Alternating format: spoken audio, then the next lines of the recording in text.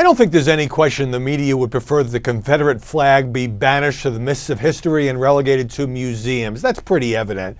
For my own part, it's just hard to understand how 150 years after the beginning of the Civil War, a flag that is a symbol of the breakaway states, the secessionist South, which broke away, as everybody knows, to protect slavery, is still with us. Now, I understand, and I think we need to be sensitive to those who view it as a symbol of Southern heritage and honoring those who died fighting for the cause that they believed in at the time, but it was the wrong side of history. That much is clear. What's been fascinating about the coverage is watching the way the reporting on the politicians who have handled this has played out. So obviously it was the awful, tragic terrorist attack by the racist killer in the Charleston church, the black church, that revived this whole debate, because it's been going on in one form or another for years. In fact, it was back in 2000 that South Carolina, in what was then a compromise, took that Confederate flag off the dome of the state capitol in Columbia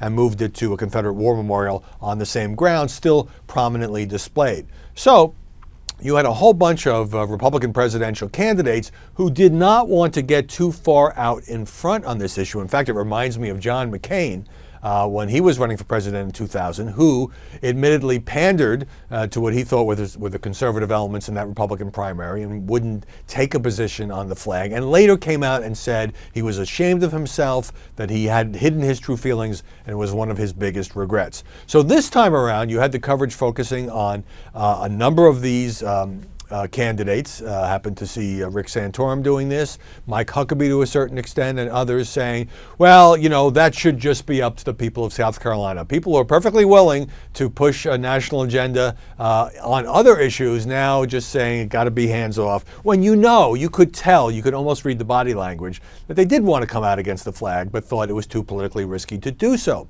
Then you had the governor, Nikki Haley, a Republican, an Indian American, by the way, joining forces with Tim Scott, the senator, who's an African American, making what was for her, I'm sure, a risky and politically charged decision to come out against the flag and wanting it to be removed from the state capitol grounds. Private people want to put it in their front yard, that's fine. Once she did that, now everybody else had cover and started to come out and applaud the decision. Mitt Romney, interestingly enough, before Nikki Haley made her decision, did say the flag, the Confederate flag, should be banned. And he had actually taken a similar position back when he was running for president. So it's always interesting because, you know, journalists don't want to say, well, you know, you're not telling the truth here because you're just ducking. In fact, just today, the former governor of Mississippi, Haley Barbour, was on MSNBC and refused 6 different times to say what he thinks that his state should do with regard to the Confederate flag. So I think it's one of these issues in which public opinion is changing and maybe the political system is just catching up.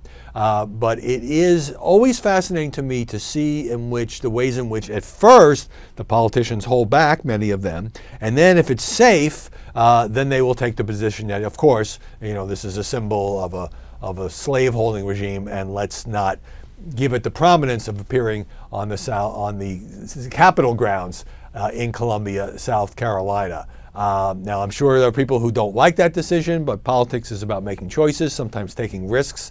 And the same thing goes for the media. Sometimes we hesitate, some of us, to get too far out in front on an issue. This is one, I think, in which public opinion is clearly moving.